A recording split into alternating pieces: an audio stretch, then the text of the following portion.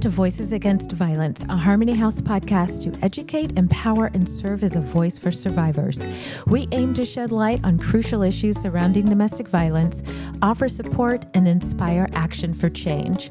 Join us as we work together to create a community where all individuals can live a life free of abuse. Welcome to Voices Against Violence. My name is Kirstyn Walker. I'm the Executive Director of Harmony House. Charity Jordan Rex, Prevention Program Manager for Harmony House. Today, we're talking about the power and control wheel, which you've heard us reference many, many times on many episodes. Today feels like a bit of a resource share. Yes. Because that's what the power and control wheel is it's a resource. It's a really helpful tool when discussing different types of abuse that all revolve around power and control. Charity, back in my Prev days, I used it a lot. I'm curious, how do you use it when you're talking to community members, when you're giving presentations? I reference it and certainly talk about some of the elements, but I hear survivors say a lot that the power and control wheel, someone showing them the power and control wheel was when they realized the situation they were in. So it is a really important tool, really, for anyone. And we reference it so many times. So I'm glad that we are kind of going back to basics with this episode and doing a little bit deeper dive into the power and control wheel. It does feel like a back to basics moment. It does. I like it too. And I've heard that too from folks that there is something about the way that the information is presented in this power and control wheel that clicks sometimes for folks about, I am experiencing those things, just the way that it's listed out. So we are going to put it in the chat, in the show notes, that a link to the power and control wheel.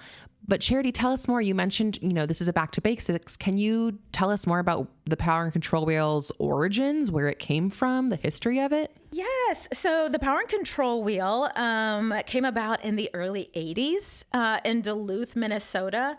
If you Google this, you can Google power and control wheel and you will see like lots of different versions, but you'll sometimes see something called the Duluth model. Mm-hmm. And so early 80s out of Duluth, Minnesota, part of a battered women's movement there. And so it was created after meeting with battered women's groups in Duluth and putting together something that would really illustrate like the experience. So now it's used all around the world, and there are lots of different types. So there's one for teens, there's one for children, there's a sexual violence power and control wheel. So kind of no matter what your issue is, there's a power and control wheel that is a resource for it. That will speak to that particular, And in addition to different types of victimization, there's also power and control wheels for just different identities. So like the LGBTQ power and control wheel, and there's an abuse later in life power and control wheel that really dives into elder abuse, a military power and control wheel. I know that you and I have looked at like a faith-based power and control wheel before. So really there are different types of power and control wheels that really lay out what these types of abuse look like for individuals of those identities or lived experiences. And also the power and control wheel has been translated into multiple languages. So in addition to English, you can find the power and control wheel in Spanish, Chinese, French, German, Korean, Russian, and Laotian. Wow. There might be more, but so again, it's being used by lots of different entities all over the world for lots of different identities and translated into multiple languages. I don't know that there's another resource quite like that you could say all those things about. And so I feel like that makes the power and control wheel pretty unique. Absolutely. And really, I'm thinking about the timeline of all of this. So like you said, it was in the 80s with like the Duluth model. And I'm just thinking about the history of our understanding of domestic violence over time. It's really now widely accepted within the field of domestic violence that domestic violence centers around power and control, but that wasn't always the case. That wasn't always the understanding. And so really this model has rooted us in now what we know to be best practices when talking about domestic violence, that we're really talking about power and control. Yes. And, other than Googling it, you can go to the National Center for Domestic and Sexual Violence, and they have a lot of these different types of power and control wheels there available on their site. And the information I'm looking at now says it's been translated into 40 languages. Whoa. So I knew it was a lot, but yeah. So there's a power and control wheel out there for you. Absolutely. So, okay, if I'm listening right now, I'm on the way to work and I'm definitely going to look up the power and control wheel later, but right now I'm just listening. Can we give listeners a rundown or a breakdown of what it looks like and why it is so helpful and powerful? Mm-hmm. So if you're just looking at the traditional power and control wheel, it's a wheel because it's round and they're kind of different spokes, different segments. And so it is addressing physical violence, but also sexual violence. So the center of that wheel, of those spokes, is power and control. That really is at the root of all of these different types of violence that we're talking about. And so then each segment of the wheel, and there are 8 segments, cover a different tactic that abusers use. So one of them is using coercion and threats. So each one of these segments, it gives you the tactic, but then examples. So coercion and threats is one of the tactics for someone trying to exert power and control.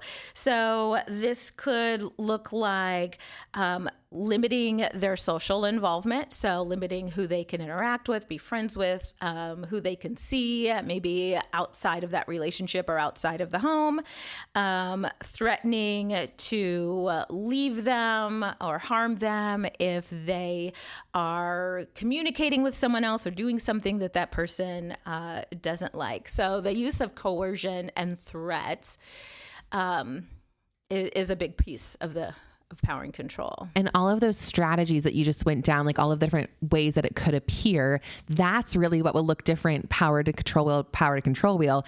Sometimes those bigger categories stay the same, like the using coercion and threats.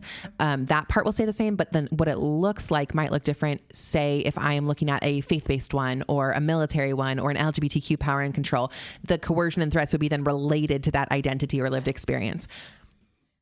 So just to give an example while we're talking about that. So coercion and threats, if you're looking at a faith-based power and control wheel, some of the examples on that wheel: threatening to damage her reputation in the eyes of the church. I'm going to tell the pastor about you, forbidding them to talk to anyone else in the church about their situation. So thank you for pointing out that the examples are what's different and specific to each situation or identity. And I think that makes it helpful because then it's using more specific examples that might really, I think that's what we hear from survivors when they say, this is what helped me realize that I was experiencing abuse, because they can be so specific when you take in intersectionality and identities into the mix. Mm-hmm. Another piece of the power control wheel is using intimidation. So making somebody afraid by using looks or actions or gestures, smashing things near someone. Let's talk about that.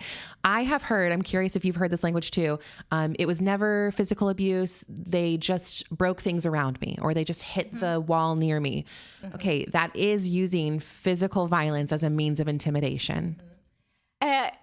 That's not what this episode is about. Maybe we should do an episode about that. Exactly. But I have been in the room when that's happened. Yeah. And even though that's not, you're not physically being harmed, if you've ever been around someone who is expressing their anger by throwing things, they're punching the wall, that is a very scary and unstable environment to be in, because if they're doing that, exactly. Well, am I going to be the next thing that they do that to? So that's the unspoken threat. Yeah, that is the unspoken threat, and it is violence. Yes, it is violence. Destroying property, like abusing pets, displaying weapons, all of that fits into that using intimidation spoke of the power and control wheel. Mm-hmm. Using emotional abuse is a third section on the power and control wheel. Putting the person down, making them feel bad about themselves, calling names, making someone think they're crazy. This is where gaslighting comes in. Playing mind games, humiliating someone. And I have seen this, and I've had people tell me about this, that like their partner likes to put them down or make disparaging jokes about them in front of their friends friends, making someone feel guilting. That's one of the big red flags. So those are some examples of what that emotional abuse can look like. And maybe it's just clicking right now when I'm hearing these different examples. These are just such concrete examples. And I heard you say, because when you said making someone feel crazy, my brain went gaslighting, right? But because that's the work that we do. That's a decade worth of, working in this field and hearing that through that lens. But if I am somebody who has never had that language accessible to me before, that's gaslighting, then if I go to a Prev Ed presentation, or if I hear somebody talk about gaslighting, I might not make the connection that that's what it is. And so really this is such a concrete tool that says this is what it looks like in real time. Mm-hmm. Okay, so then there's using isolation is another spoke of the power and control wheel. And we just did a podcast episode on isolation. Yes, we did. If you're listening for the first time, go back and catch that episode. Go back. But that using isolation is such a common strategy in domestic violence. And that looks like controlling what someone does, who they see, who they talk to, what they read, where they go, limiting their outside involvement. So maybe this looks like you're not allowed to go to your community book club. You're not allowed to go somewhere unaccompanied by your partner. And then using jealousy to justify those actions. And part of what we talked about when it comes to isolation is it is such a common strategy because it limits the circle of help that is available to that person. Yeah.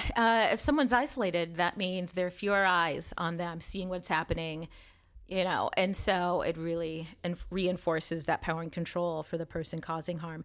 The next spoke, the fourth spoke on the wheel, is minimizing, denying, and blaming. And so examples listed here: making light of the abuse and not taking her concerns about it seriously. So, if someone is let's say, they're making jokes about you in front of other people, and you say something like, you're being so sensitive, right? Saying the abuse didn't happen. We also did an episode recently about Darvo. Go back and listen to it. Shifting responsibility for abusive behavior, saying she caused it. Well, you triggered me, you pushed my buttons. If you hadn't done this, then I wouldn't have had to do that. Minimizing, denying, and blaming. Yeah. And related to Darvo. Go back and listen to that episode. Yeah. And then using children. So making somebody feel guilty about children, using the children to relay messages to serve as an in-between the two partners, using visitation to harass or threaten somebody or threaten to take the children away. This is something that we hear so often when we have conversations about why somebody stays in a unsafe situation. Sometimes folks say, one, that they're afraid of what might happen to the children if they go. We hear things like, I know what's happening when I'm here. If I'm not here, I don't know what's happening. And then fear of just threats made to the children as well. So really using children as a means of controlling somebody else, using it to intimidate somebody else, that is absolutely part of the power and control wheel. One of the things that we see quite often is that you'll have a survivor who is attempting to get out with her children, and all of a sudden the dad really wants custody and is going to fight tooth and nail for custody, even though they may have never been involved or cared. But the children then become a pawn. They become yet another tool to exert that power and control. I think about a story that a survivor told me one time, and people say, why wouldn't a parent get out but there is something to be said for being in the home and being able to see what's happening. I heard someone make the analogy of the shark in the water that you can see is safer than the one that you can't. But a survivor told me she was getting divorced, and so her abuser had custody. They had shared custody, and she had a really young child. They were under the age of 3. And while that child was with the other parent, was harmed, and that, she picked up her child and found these injuries, but the child couldn't tell her what happened. So I think we can't, underestimate the importance for survivors being taking the lead in their situation and knowing what is going to keep both themselves and their children safest.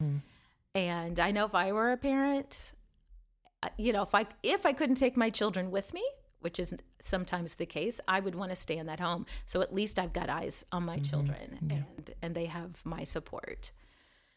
But that's a huge one.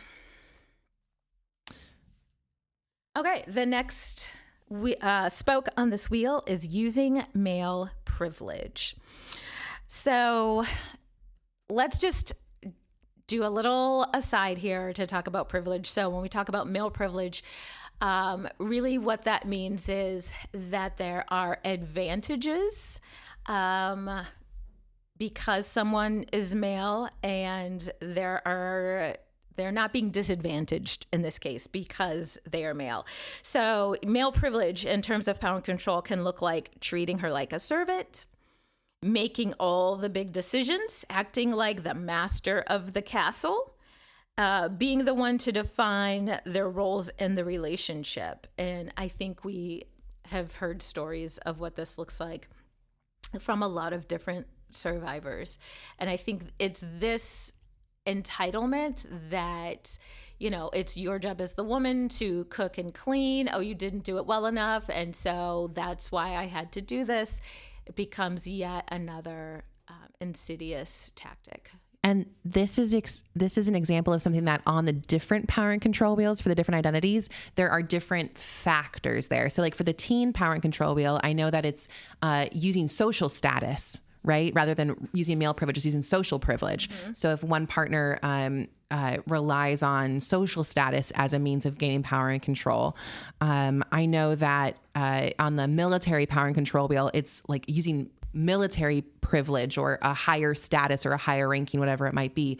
On LGBTQ power and control wheel, it's using privilege that might be related to sexuality. So that is another instance where those identities and those different lived experiences can come into play and make those things look a little bit different depending on what we're talking about. And then all of those different examples are listed below. Mm-hmm. And then the last piece of the power and control wheel is using economic abuse. So preventing someone from getting or keeping a job, making them ask for money, giving them an allowance, taking all of the money earned, or not letting someone know about or have access to family income. So maybe they don't have access to banking accounts, maybe they don't have access to a checkbook, or any kind of knowledge about the financial state of the family.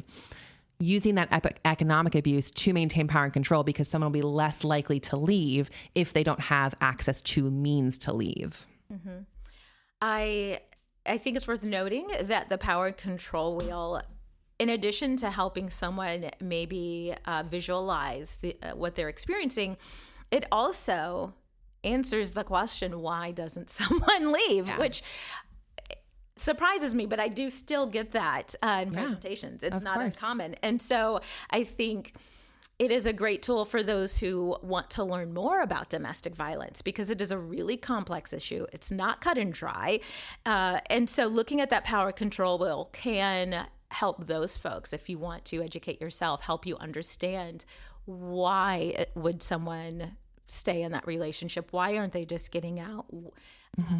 There are a lot of factors at play, and the power and control wheel does a great job of visualizing all of that. Absolutely. And it's a free tool. Free. It's on the internet. It's on the internet. Google is free. On the interweb. Google is free. We are absolutely going to link it in our show notes. This is such a helpful and powerful tool when working with somebody, when talking about what abuse looks like. And like Charity said, why folks sometimes stay in dangerous or abusive situations. Please use this resource. Reach out to Harmony House with questions. If you want to explore more about any of these topics, we do have prevention education programming that we can bring to your communities, to your schools, to your groups. So reach out to Harmony House, myharmonyhouse.org for more information. All individuals have a right to a life free of abuse. If you or someone you know needs help, please call our 24-hour hotline, 417-864-SAFE, 417-864-7233, or chat 24/7 with an advocate on our website at myharmonyhouse.org. Visit our website or follow us on our socials to stay up on the latest news and events. This is Voices Against Violence. Thanks for listening.